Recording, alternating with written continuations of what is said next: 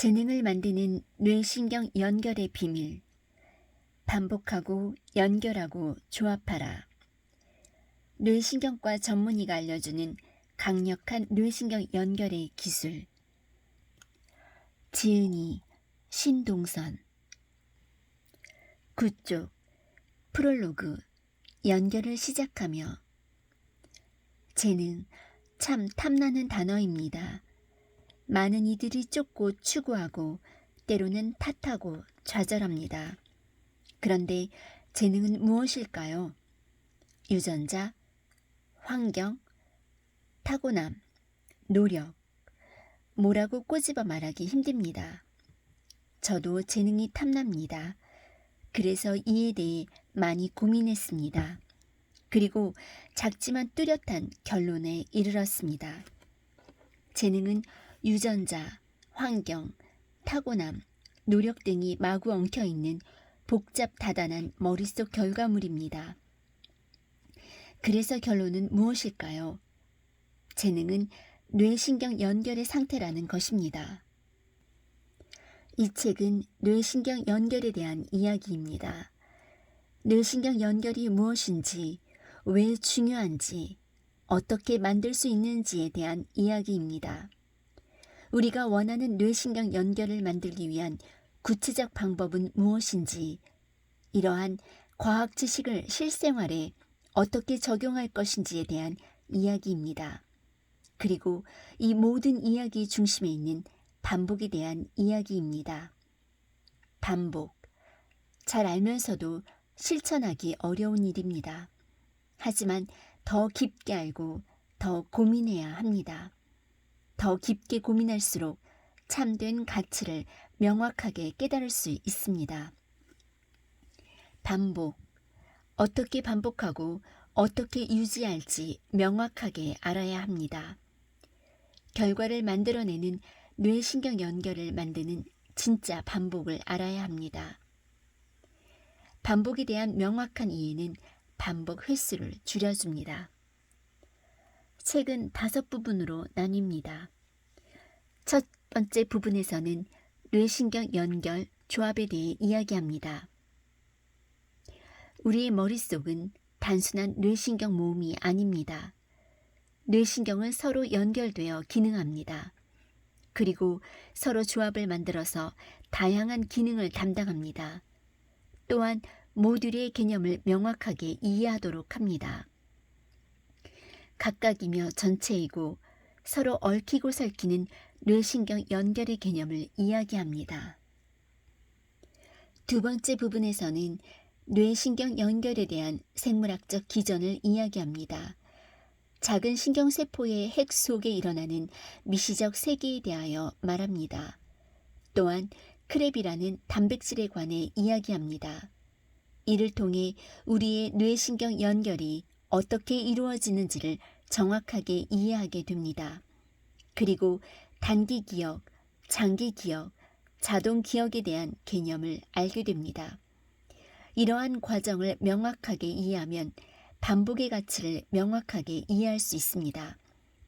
세 번째 부분에서는 어떻게 반복해야 효과적으로 뇌신경 연결을 이룰 수 있는지를 말합니다. 뇌신경 연결을 만들기 위해 반드시 지켜야 할 몇 가지 중요한 팁을 이해하게 됩니다. 네 번째 부분에서는 뇌신경 연결 조합을 타겟팅하여 연결하는 방법을 말합니다. 때로는 목표하지 않는 엉뚱한 뇌신경 연결 조합을 만들고 있을 수 있습니다. 목표하는 뇌신경 연결을 만들어야 합니다. 목표를 향한 가장 효과적으로 증명된 뇌신경 연결 방법을 소개합니다. 5번째 부분에서는 뇌신경 연결 조합 만들기에 대한 신뢰를 몇 가지 소개하고 있습니다. 뇌신경 연결 이론을 자신에게 실용적으로 적용할 수 있도록 돕습니다. 뇌신경 연결의 세계 속에서는 모든 순간이 의미를 남깁니다. 뇌신경 연결의 세계 속에서는 모든 순간이 자취를 남깁니다. 무의미해 보이는 순간에도 어떻게든 의미와 자취를 남기는 것이 뇌신경 연결의 세계입니다. 어렵고 힘들고 답답한가요? 어디를 향하고 어떻게 헤쳐나갈지 막막한가요? 뇌신경 연결의 세계가 답을 드릴 것입니다. 뇌신경 연결의 과학은 그저 과학 지식으로만 남아있기에는 너무도 소중한 우리의 지적 자산입니다. 바르게 익히고 공부하면 삶을 한층 풍요롭게 하기 때문입니다. 공허한 반복은 이제 그만입니다. 가짜 반복, 헛된 반복이 아닌 진짜 반복을 해야 합니다. 진짜 반복은 뇌신경 DNA를 깨웁니다. 머릿속 뇌신경 연결을 만드는 진짜 반복, 재능을 만드는 시크릿입니다. 뇌신경 연결의 세계로 초대합니다. 19쪽 1. 언어 재능이 사라진 소녀, 첼로 실력이 사라진 천재. 언어 재능이 사라진 소녀. 전공의 시절에 만난 한 환자의 이야기입니다. 3년차 때 고열과 경련 후에 말을 하지 못하게 됐다는 17세의 고등학생이 입원했습니다. 교수님은 바로 MRI 촬영을 지시했고 좌측에 뇌경색 소견이 발견되었습니다. 언어를 담당하는 영역은 뇌의 좌측에 있는데 뇌경색이 언어 영역을 망가뜨려서 말을 하지 못하게 된 것입니다. 20세 미만의 젊은 사람에게 뇌경색이 일어나는 일은 매우 드문 일이라서 뇌경색을 일으킬 만한 특이한 원인이 있는지를 검사했습니다. 환자는 유전자에 이상이 있어서 세포의 에너지 대사에 문제가 있었던 것입니다. 검사 후에 환자는 퇴원했고 외래에서 추적 관찰했습니다. 환자의 언어 능력은 수개월에 걸쳐 조금씩 회복해가는 양상을 보였습니다. 그러다가 약 6개월 뒤 다시 고열을 겪은 후에 언어 능력에 이상이 생겼다며 재입원했습니다. 환자는 말은 할 수 있었고 다른 사람이 하는 말을 들을 수는 있었지만 말을 이해하지는 못했습니다. 환자는 개가 짖는 소리, 벨소리, 전화기 소리, 바람 소리 등의 소리를 구분해내는 것은 가능했습니다. 다만 사람의 말소리만은 언어적으로 해독해내지 못하는 상태였습니다. 그 환자는 저의 입모양을 보고 저와 의사소통을 했습니다. 제가 오른쪽 손을 들어보세요 라고 말을 하면 소리를 들어 알아듣지는 못하고 제 입모양을 보고 오른손을 들라고요 하고 되묻는 식으로 저와 의사소통을 했습니다. 교수님은 순수 언어응이라는 진단을 내렸습니다. 즉, 소리는 들을 수 있지만 순수하게 언어적인 소리를 이해하지 못하는 상태였습니다. 소리는 1차적으로 귀로 듣지만 결국은 뇌로 듣는다고 할 수 있습니다. 두 귀로 들어온 정보는 다양한 경로, 뇌간, 듣기 영역, 다양한 경로를 거쳐 좌측 뇌에 있는 언어 해독 영역까지 연결됩니다. 귀에 입력된 신호가 뇌의 언어 영역에 정확하게 입력될 때 말의 의미를 알아들을 수 있는 것입니다. 그러나 앞에서 소개한 환자는 첫 번째 뇌경색이 왼쪽 뇌에서 발생하여 듣기 영역에서 언어 영역으로의 신경 연결이 손상됐습니다. 그러다 오른쪽 뇌의 듣기 영역에서 언어 영역으로 가는 신경 연결은 회복되었습니다. 하지만 얼마 안가 오른쪽 뇌에서 다시 뇌경색이 발생하여 듣기 영역에서 언어 영역으로 가는 신경 연결에 손상이 발생했습니다. 신경 연결이 손상되면 관련된 능력도 손상됩니다. 말소리 해독에 대한 뇌신경 연결이 망가지면서 말소리는 들을 수 있어도 말소리를 말로 해독할 수 없게 되는 것입니다. 아마도 앞의 환자에게는 우리가 던진 말들이 낯선 외국어처럼 들렸을 것입니다. 하지만 언어적 소리 이외의 해독 능력은 손상되지 않았기에 여러 가지 소리의 구분은 가능했던 것입니다. 천부적인 첼로 실력은 어디로 사라진 것일까? 자클린 뒤프레라는 천재적 재능과 비극적 삶으로 유명한 영국의 첼리스트가 있습니다. 그녀는 불과 5살에 런던 첼로 스쿨에 입학하였고 20살에는 유럽 음악계를 쥐락펴락하는 수준으로 성장합니다. 그녀의 연주는 때로는 박력 있고 때로는 애절한 감정을 잘 살려내 첼로 음색을 가장 잘 표현한다라는 호평을 받으며 성장해 나갑니다. 그런데 그녀의 인생에 한 남자가 끼어듭니다. 바로 다니엘 바렌보임이라는 유대계 신의 지휘자입니다. 그녀는 다니엘과 사랑에 빠집니다. 가족들은 이름도 생소한 신의 지휘자와의 교제를 두 손 들어 반대하지만 두 사람은 결국 결혼에 성공합니다. 당시 음악계는 이들의 사랑을 음악계에서 가장 유명한 러브스토리인 슈만과 클라라의 사랑에 비유하며 축하합니다. 그러고 둘은 함께 유럽 전역을 돌며 연주를 하며 행복한 나날을 보냅니다.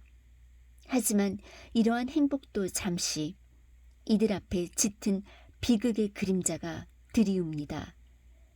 자클린 뒤프레의 몸에 이상 신호가 찾아온 것입니다. 현을 잡은 손에 힘이 들어가지 않고 악보가 잘 보이지 않고 때로는 쓰러지기도 하는 등의 증상이 생긴 것입니다. 비평가들은 결혼하고 인기와 명성을 얻더니 연주를 게을리한다며 비난을 쏟아내기 시작합니다. 그녀는 첼로를 놓지 않으려 안간힘을 썼지만 병세는 조금씩 더해갑니다. 결국 음악 생활을 중단해야 하는 순간에 이릅니다. 이렇게 운명이 그녀에게 등을 돌리는 순간 사랑하는 남편마저 그녀를 배신합니다. 러시아의 한 피아니스트와 바람이 나서 그녀를 떠나간 것입니다. 홀로 남겨진 그녀는 아직 한창인 42세의 나이에 한 요양원에서 영화 같은 생을 마감합니다. 뇌신경 연결이 파괴되면 재능도 파괴된다. 그런데 그녀의 천부적인 첼로 실력은 왜, 어디로, 어떻게 사라져버린 걸까요? 그녀의 병명은 다발성 경화증이었습니다. 뇌신경의 연결을 감싸고 있는 미엘린이라는 세포 구조가 손상되는 병입니다. 미엘린은 뇌 속의 신경 섬유를 감싸고 있습니다. 마치 전선의 피복과 비슷한 기능을 합니다. 미엘린은 뇌신경의 신호 누수를 방지하고 신호 전달 속도를 수십 배 증폭하는 역할을 합니다. 다발성 경화증은 외부 병균에 대한 방어 시스템인 면역세포가 미엘린을 착각하여 일으키는 병입니다. 면역세포가 미엘린을 외부의 병균으로 착각해서 공격하고 미엘린이 결국 조금씩 파괴되어 갑니다. 그녀가 수십 년간 애써 만들어 놓은 첼로 재능은 미엘린이 파괴되며 함께 사라져갔습니다. 이처럼 뇌신경 연결이 파괴되면 우리의 소중한 재능도 파괴됩니다. 내 머릿속 뇌신경 연결은 나를 나이도록 만드는 핵심입니다. 뇌신경이 서로 연결되며 작용한 결과가 지금의 나인 것입니다. 따라서 뇌신경 연결이 손상되면 그만큼 나의 자아도 손상됩니다. 언어 해독 신경 연결이 손상되면 우리는 말소리를 해독할 수 없습니다. 손가락을 움직이는 뇌신경 연결이 손상되면 손가락을 움직이기 어려워집니다. 이처럼 몸과 뇌, 정신과 뇌, 재능과 뇌는 함께 이어져 있습니다. 뇌신경이 서로 연결되어 몸을 움직이고 재능을 만듭니다. 다시 한번 강조합니다. 뇌신경 연결 상태가 우리의 자아입니다. 26쪽 2. 뇌신경 연결 조합에 주목하라. 재능은 어디 있을까요? 무엇이 재능인가요? 사실 우리 몸은 하나하나 모두 재능이라 부를 수 있습니다. 팔이 있는 것도, 5손가락이 있어서 키보드를 누를 수 있는 것도, 눈이 있어서 화면을 바라볼 수 있는 것도 모두 재능입니다. 뇌신경은 연결되어 팀 활동을 한다. 여기에서는 범위를 조금 줄여서 뇌의 기능으로 재능을 바라보도록 하겠습니다. 재능은 뇌신경이 만듭니다. 뇌신경은 밤하늘의 별만큼 많습니다. 하지만 뇌신경은 밤하늘의 별처럼 멀리 홀로 떨어져 있지는 않습니다. 뇌신경이 홀로 있을 때는 아무런 힘이 없습니다. 다른 뇌신경과 함께 연결되어서야 다양한 기능을 발휘합니다. 즉, 뇌신경은 연결되어 팀 활동을 합니다. 뇌신경은 연결되며 기능을 발휘합니다. 뇌신경이 홀로 있을 때는 어떠한 기능도 할 수 없습니다. 연결되어 다양한 조합을 이룰 때 비로소 의미 있게 됩니다. 하나의 세포는 다양한 조합으로 여러 가지 기능을 합니다. 뇌신경 연결 조합은 다양하게 서로 조합되어 머릿속 기능을 합니다. 핸드폰을 처음 켜면 비밀번호 설정 화면이 나옵니다. 번호 0부터 9까지 10개의 수는 다양한 조합으로 수많은 비밀번호를 만들어낼 수 있습니다. 머릿속 신경세포들도 이처럼 일을 합니다. 같은 세포를 다양하게 조합하여 다양한 기능, 재능을 만들어내는 것이죠.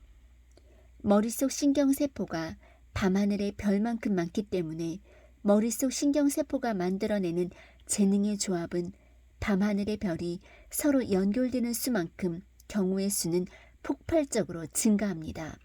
몹시 아주 많은 경우의 수를 만듭니다. 뇌신경은 서로 연결되면서 일합니다. 그리고 그 연결은 몹시 다양하게 조합되어 다양한 기억, 다양한 재능을 만들어냅니다. 앞에서 소개한 말소리를 이해하지 못했던 소녀는 언어 해독 부분에 뇌신경 연결 조합에 문제가 있었던 것입니다. 제가 지금 글을 쓰고 있는 것도 다양한 뇌신경 연결 조합이 만들어낸 재능입니다. 머릿속 아이디어가 발화되고 이야기로 풀어내는 언어 영역이 발화되고 이를 손가락을 움직이는 영역이 발화되어 글쓰기라는 재능이 만들어진 것입니다. 재능은 뇌신경 연결 조합이다. 재능이나 기억은 뇌신경 연결 조합입니다. 즉 재능이란 뇌신경이 모여 연결을 이루고 다양한 조합을 만들어낸 상태입니다. 하나의 세포 또는 하나의 세포들의 조합은 다른 재능, 기억의 일부가 될 수도 있습니다. 서로 다양하게 조합되면서 서로의 영역은 겹치기도 하고 더 큰 기능의 일부가 되기도 하면서 복잡 다단한 양상을 보입니다. 72쪽 쓰면 연결된다. 뇌가소성은 뇌가 변할 수 있다는 뜻입니다. 뇌가소성은 물과 물길에 비유할 수 있습니다. 물은 물길이 있어야 흐를 수 있습니다. 물길이 생겨 물이 계속 흐르면 물길은 깊어지고 넓어집니다. 이렇게 되면 더 많은 물이 흐를 수 있습니다. 그러다가 기존의 물길이 막히면 다른 곳으로 물이 흐르기 시작합니다. 새로운 길을 만들거나 기존 물길 중 물이 흐르지 않던 길로 흘러가는 것이죠. 뇌가소성은 썰매와 썰매길로도 비유합니다. 하얗게 눈이 내린 언덕에서 썰매를 타고 내려오면 눈길이 만들어집니다. 계속해서 썰매를 타다 보면 눈길은 겹치기도 하고 기존의 썰매길을 더 깊게 만들기도 합니다. 만약 그 썰매길을 이용하고 싶지 않다면 옆에 다른 길을 만들면 됩니다. 물론 기존의 썰매길보다는 느립니다. 하지만 이 길 또한 여러 번 썰매를 타다 보면 기존의 썰매길만큼 넓어지고 매끄러워집니다. 물길과 썰매길처럼 뇌신경 연결망을 타고 정보가 흐르면 정보는 뇌신경 연결망에 자국을 남깁니다. 그리고 기존 뇌신경 연결망을 더 강화시키거나 다른 연결망을 만듭니다. 그러나 물길에 물이 덜 흐르거나 썰매길에 썰매가 내려오지 않으면 길은 엷어지고 심지어는 없어지기도 합니다. 뇌신경망을 타고 정보가 흘러다니지 않으면 기존의 길은 좁아지고 결국 사라지기도 합니다. 뇌신경 연결을 반복했었으면 뇌신경 연결은 강해지고 때로는 변하기도 합니다. 역으로 오랫동안 자극되지 않는 뇌신경 연결망은 약해지고 수축합니다. 뇌신경 연결망은 정보의 흐름과 서로 역동적 관계입니다. 기존 연결망을 타고 정보가 흐르고 정보가 흐르면 기존 연결망은 촘촘해집니다. 정보와 연결망은 얽히고 설키며 주거니 받거니 합니다. 116쪽. 매일, 자주, 꾸준히, 그리고 즐겁게. 너는 이 악기를 얼마나 오래 할 것 같니? 1997년 게리 맥퍼슨 박사는 악기를 배우는 학생들에게 진도 차이가 있는 것을 보고 그 이유가 궁금해졌습니다. 원인을 찾기 위해 맥퍼슨 박사는 학생들에게 여러 가지를 조사하고 물었습니다. 학생들의 청각적 감수성, 집안의 사회적 지위, IQ, 운동 감각, 리듬감 등을 조사했습니다. 그리고 그 중에서 무엇이 악기를 배우는 진도와 관련이 있는지를 밝히기 위해서 연구를 했습니다. 하지만 무엇이 학생들의 진도 차이에 영향을 미치는지 알 수 없었습니다. 그러다가 학생들에게 했던 여러 질문 중 하나가 진도와 밀접하게 연관이 있다는 것을 알아냈습니다. 연습량이 많은 학생들일수록 그 연관성은 더 크고 뚜렷했습니다. 그 질문은 다음과 같았습니다. 너는 이 악기를 얼마나 오래 할 것 같니? 이 질문이 어떻게 성취도와 연관될 수 있을까요? 이 질문은 과연 어떤 의미가 있는 걸까요? 다름 아니라 이 질문은 악기에 대한 학생들의 내적 태도를 묻는 질문입니다. 앞의 질문의 학생들은 올해까지만 하다가 말 것 같아요. 초등학교 때까지는 하겠지요. 저는 오랫동안, 어쩌면 평생 할 것 같아요 등 다양한 대답을 쏟아냈습니다. 이 대답들은 악기에 대한 학생들의 태도를 드러내고 있습니다.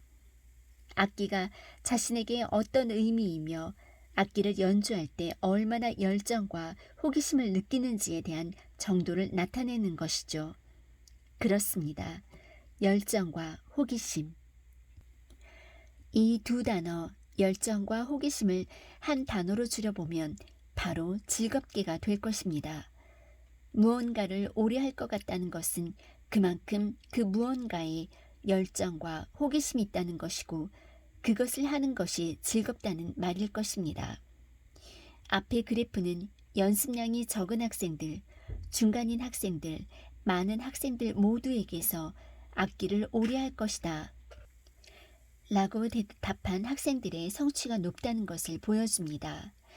더불어 연습량이 많을수록 그 차이는 더 뚜렷하고 더 확실하다는 것도 알 수 있습니다. 반복되는 악기 연습에 즐겁게라는 키워드가 빠진다면 반복의 성과가 반감되는 것은 물론 반복 자체가 쉽지 않을 것입니다. 지금을 그저 버티기만으로 보내는 것은 자신의 삶을 너무 가혹하게 만드는 일이 아닐까요? 그러므로 다음 두 가지를 늘 생각해야 합니다. 즐거운 일을 한다. 일을 즐겁게 한다. 성과를 내기 위해서는 적어도 둘 중에 하나는 되어야 합니다. 내가 즐거운 일을 하든지 이를 즐겁게 하는 방법을 찾아내든지요. 즐겁게는 반복을 할 때 더 확실하고 진하게 뇌신경 연결을 이루게 합니다. 즐겁게는 성취와 행복을 가져오는데 가장 중요한 요소입니다. 몰입, 물길을 따라 모든 것이 저절로 흐르는 듯하다. 칙센트 미하일 교수는 창의적 업적을 만들어낸 사람들에게는 몰입이라는 공통적인 요소가 있다는 것을 발견했습니다. 미하일 교수는 몰입을 flow, 즉 흐름이라고 불렀습니다. 창의적 업적을 이룬 사람들이 몰입 상태에서의 느낌을 모두 비슷하게 표현했기 때문입니다. 물길을 따라 모든 것이 저절로 흐르는 듯하다 라고 말입니다. 몰입은 어떻게 이들을 위대한 성과로 이끌었을까요? 몰입 상태가 되면 재미에 흠뻑 빠지고 시간 감각이 왜곡되고 자아가 확장되는 느낌을 받습니다.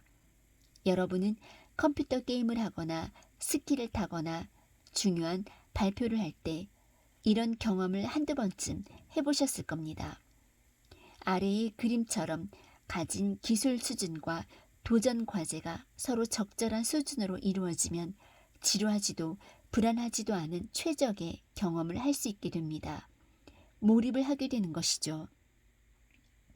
몰입의 순간 우리의 머릿속에서는 도파민 등의 신경화학 물질이 뿜어져 나옵니다. 도파민은 흥분하고 재미있고 호기심을 느낄 때 나옵니다. 같은 자극이 대뇌에 들어오더라도 뇌줄기에서 도파민이 뿜어져 나오게 하는 자극은 더 치밀하고 더 단단한 연결을 만듭니다. 몰입감은 우리의 뇌에 긍정적 중독을 일으킵니다. 이처럼 깊이 빠져들어 일을 하면 그 일에 대한 뇌신경 연결은 더 단단해지고 치밀해집니다. 생계나 의무를 위한 노력을 넘어 일 자체, 재미 자체를 추구하는 노력을 하게 되는 것이죠. 그러므로 창의적 업적을 남긴 이들에게 일은 일종의 놀이와 다를 것이 없습니다. 본인들은 신나게 즐겼는데 주변 사람들은 열심히 노력했다고 평가하는 것이죠. 천재는 노력하는 자를 넘을 수 없고 노력하는 자는 즐기는 자를 넘을 수 없다는 말이 있습니다. 뇌과학의 관점에서 볼 때도 노력하는 자보다 즐기는 자가 더 큰 성취를 이룰 가능성이 많다고 말할 수 있습니다. 물론 즐기되 반복을 게을리하면 안 되겠죠. 즐겁게 놀이처럼 그리고 충분히 반복했을 때 즐기는 자는 노력하는 자를 넘어설 수 있습니다. 수많은 성취자들이 사랑하는 일을 하라고 말합니다. 물론 이들이 뇌과학을 정확하게 알고 말한 것은 아니겠지만 수많은 실패를 딛고 이룬 성취 경험을 통해서 사랑하는 일을 할 때 가장 많은 뇌신경 연결이 만들어진다는 것을 몸소 체득했다는 것을 보여줍니다. 뇌신경 연결의 세 번째 원칙, 즐겁게입니다.